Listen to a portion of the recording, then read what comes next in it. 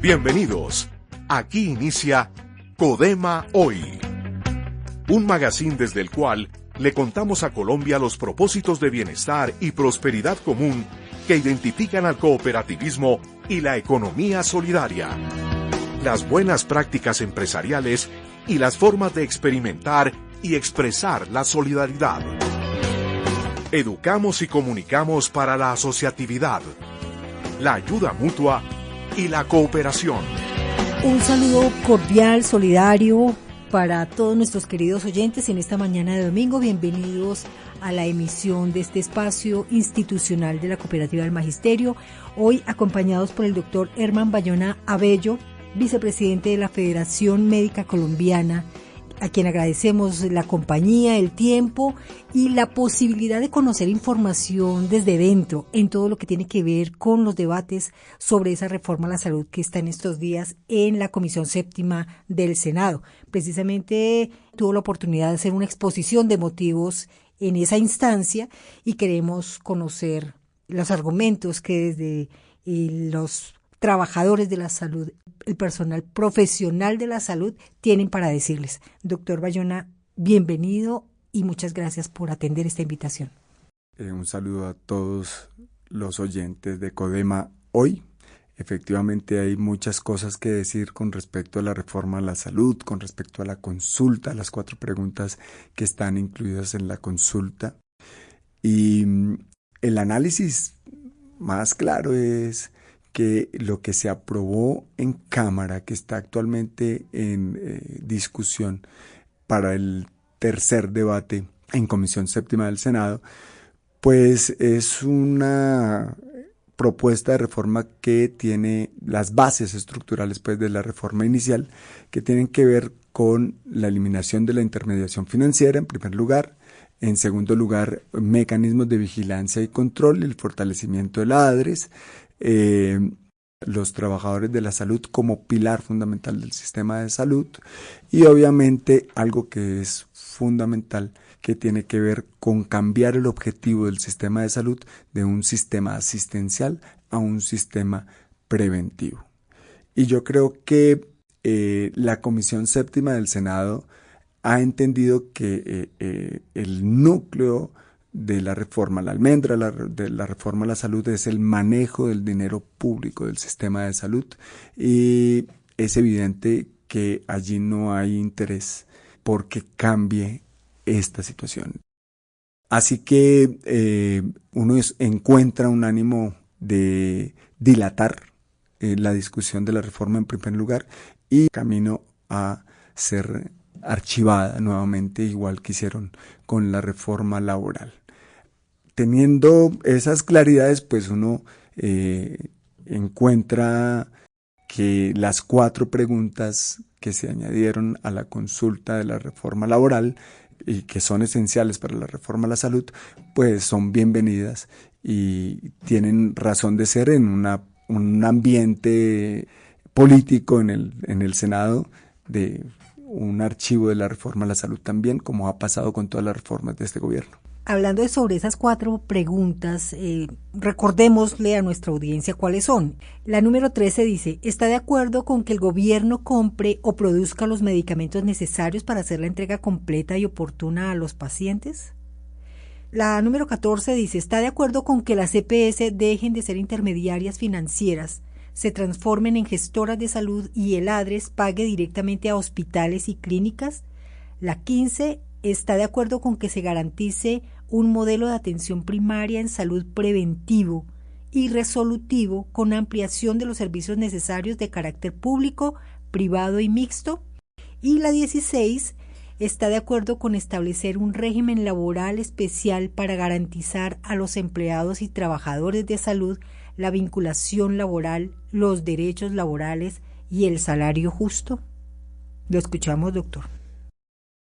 Bueno, yo creo que lo primero que hay que hacer es entender cómo está actualmente manejándose el sistema de salud. Y en el tema de los medicamentos particularmente ocurre que hay doble intermediación. La ADRES le paga a las EPS un monto per cápita que se conoce como UPC para que ellos aseguren la atención de las personas y le entreguen los medicamentos. Entonces ellos hacen nuevamente una intermediación y contratan a otro intermediario que es el gestor farmacéutico, que es, entre comillas, quien va a encargarse de adquirir los medicamentos y de hacer la distribución y entrega. El primer punto es que estos gestores farmacéuticos no tienen la capacidad ni la cobertura nacional. Y entonces, como siempre, las zonas rurales y dispersas pues están muy afectadas porque los gestores farmacéuticos están centralizados, ubicados en las grandes ciudades, en las grandes capitales. Pero además, la compra de los medicamentos la hacen obviamente a las farmacéuticas y esa intermediación ha generado un encarecimiento de los medicamentos en los últimos 4 años y hemos visto cómo se han aumentado los medicamentos hasta en un 200% en medicamentos esenciales. Acetaminofén, por ejemplo, que el costo de producción no supera los 40 pesos y se cobra en 1.000 pesos. Entonces la ganancia sobre la producción pues es un absurdo, exorbitante. Es una situación, además no es un acetaminofén, son cientos de miles de tabletas de acetaminofén.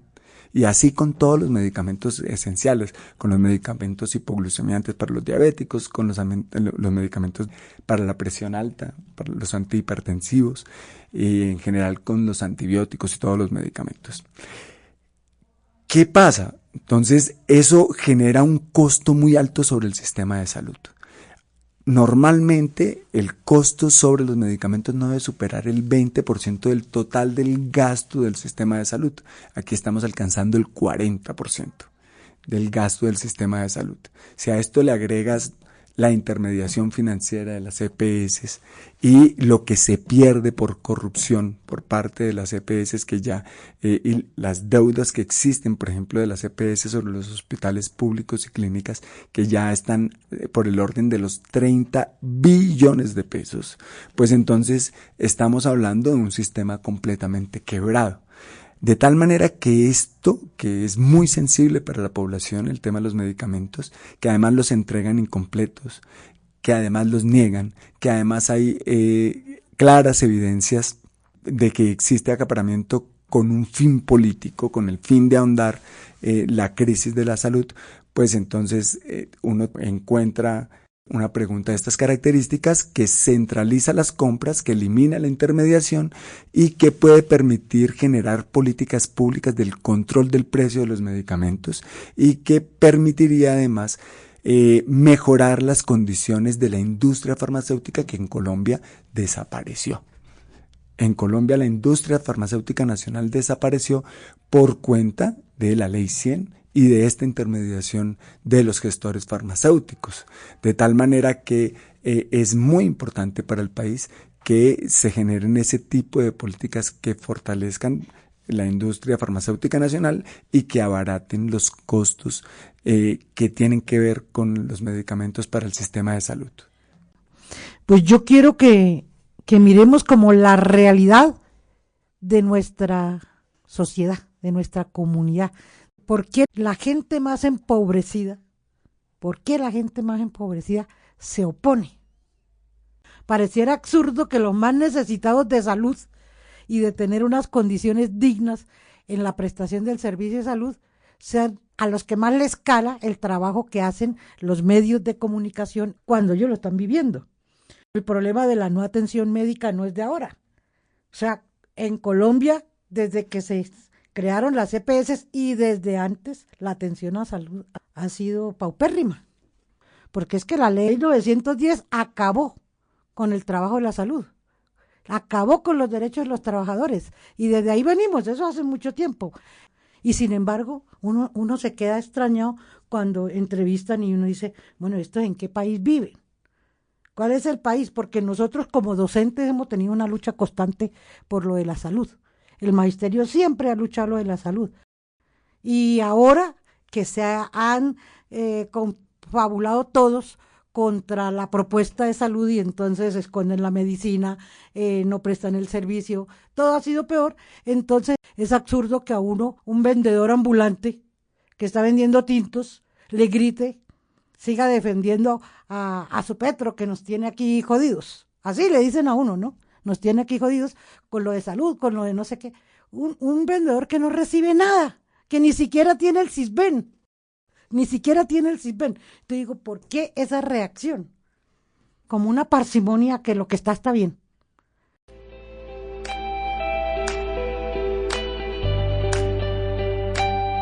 Al aire Codema Hoy, el magazine institucional de la Cooperativa del Magisterio Codema.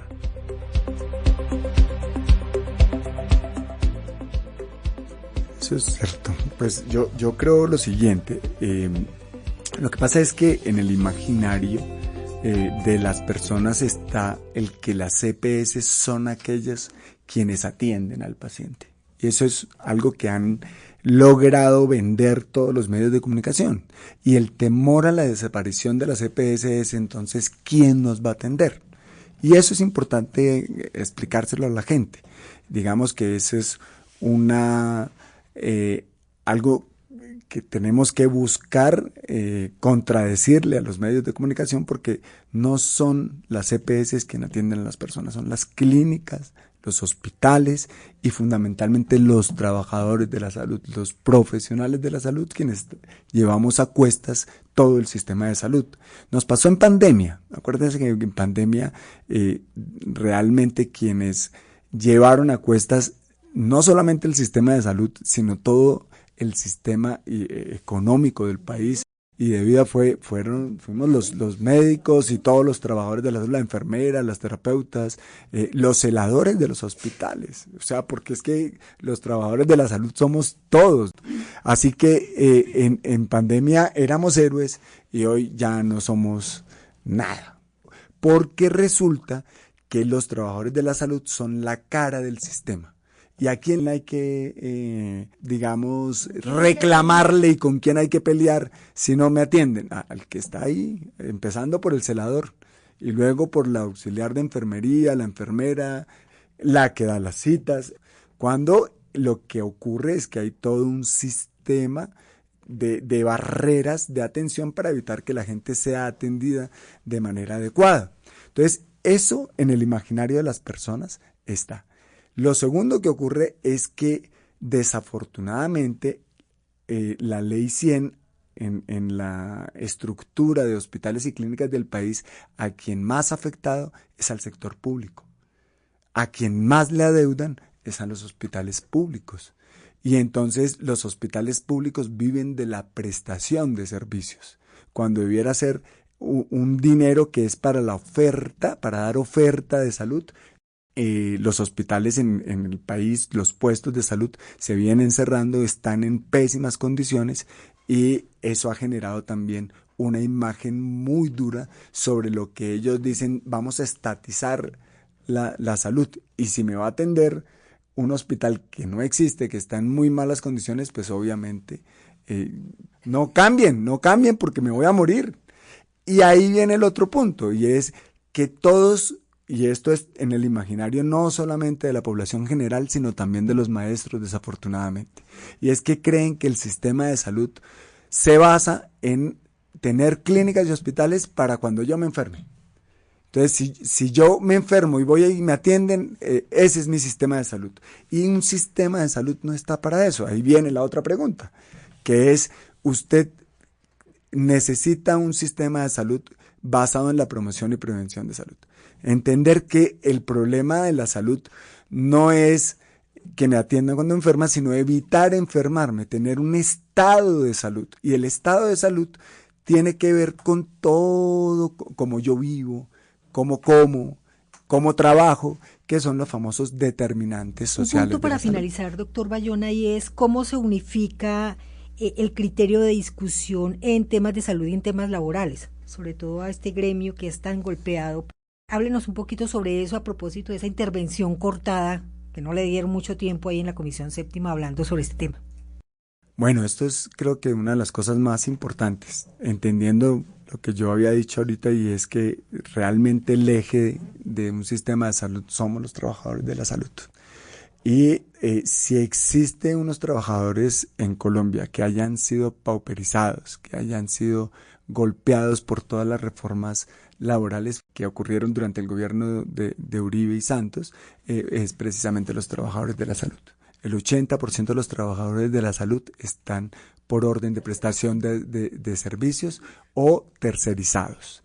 Y esto, pues hay que decirlo, golpea el sistema de salud, la calidad de atención de salud y obviamente las condiciones de los trabajadores de la salud. Entonces no puede ser que existan trabajadores de la salud. El promedio de trabajo, por ejemplo, de un médico en Colombia está entre las 14 y 18 horas diarias de trabajo. Eso sin horas extras.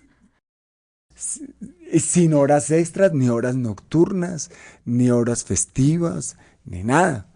Entonces, pero además de eso, el tipo de contratación le permite al empleador pues salir del trabajador como se le dé la gana cuando quiera, o si no cumple ciertos estándares como que miden como si fueran líneas de producción de zapatos o de pocillos.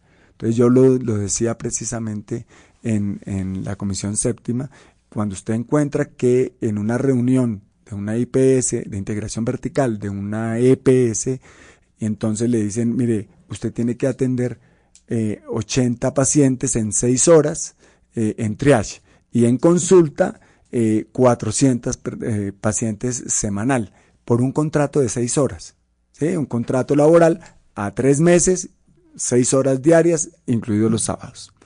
Y entonces, eso quiere decir que usted atiende a un paciente cuando hace en consulta en 8 minutos o en triage en menos de 4 minutos. Mire, yo le decía, coser un zapato. Y ahora se gasta los 8 minutos acomodando el coser computador. un zapato y hacer un zapato en una línea de producción, por ejemplo, de Adidas, y me tomé el trabajo de hacerlo, se demora cada parte cerca de un día para hacer un par de zapatos. 1 hora y media la máquina en hacerlo, porque hay partes que tienen que ser manuales. Entonces, a nosotros nos están comparando con una línea de producción, están comparando la vida con un sistema de producción. Y eso tiene que ver con la mercantilización que ha generado la Ley 100 sobre el sistema de salud. Y los contratos de prestación de servicios y los contratos basura tienen que ver también con la autonomía profesional. Y los maestros saben de autonomía profesional, ¿cierto? Bastante. Entonces, el tema de la autonomía profesional es violada con las formas de contratación. Y cuando usted intenta, por ejemplo, ir al médico y el médico le dice, mire, usted tiene gastritis, no es que los médicos no sepan, usted tiene 50 años y tiene gastritis en Colombia, pues el riesgo de que tenga un cáncer gástrico es muy alto y hay que hacerle una endoscopia. Y claro que el médico lo sabe, pero no le puede mandar una endoscopia porque si se la manda, entonces le dice, no, usted no puede mandarla, o simplemente no se la autorizan, le dicen, no, la tiene que ver el especialista. Pero el especialista lo atiende a usted en 3 o 4 meses y después otros 2 o 3 meses para hacerse la endoscopia. Ahí pasaron 5 meses. Si tenía un cáncer gástrico, ya pasaron 8 meses. Se murió el paciente. Y efectivamente, en Colombia el 80% de los cánceres se diagnostican tardíamente. Y aquí en el país vecino, porque como nosotros tendemos a compararnos, entonces comparémonos. En el país vecino, Ecuador, o en Costa Rica, o en Chile, el 20% de los cánceres son tardíos y el 80% de los cánceres son tempranos. Por eso tienen mejores indicadores de salud que nosotros. Pero nosotros decimos que nuestro sistema de salud es el mejor del mundo. Porque así nos lo dijo Gaviria y nos lo dicen todos los exministros de salud y Duque con el tema de manejo de pandemia. Se nos murió todo el mundo, pero es el mejor sistema de salud del mundo. Entonces, eso hay que entenderlo. Y agréguele a eso que si el médico general ordena la endoscopia, se la realizan, pero se la descuentan del salario al médico. Es probable, es muy probable. Ahora viene lo otro, y es que hay que explicarle a la gente que un régimen laboral especial no es un régimen especial. No es como un régimen especial de los maestros. Es un régimen laboral que tenga en cuenta las condiciones laborales. Por ejemplo, nosotros estamos sometidos a estrés laboral. O sea, atender gente y la vida de la gente no es cualquiera. Entonces, pues si tienen un régimen especial los controladores aéreos o los pilotos, ¿por qué nosotros si no tenemos esa situación? Grandes jornadas laborales, extensas jornadas laborales. Nosotros hacemos turno de 24 horas y seguimos trabajando al otro día. ¿En qué condiciones podemos atender a las personas después de 24 horas sin dormir? Eso hay que planteárselo. Riesgo físico. Nos sometemos a radiación, a calor extremo en las salas de cirugía, a condiciones de ventilación inadecuadas, etc. Riesgo biológico.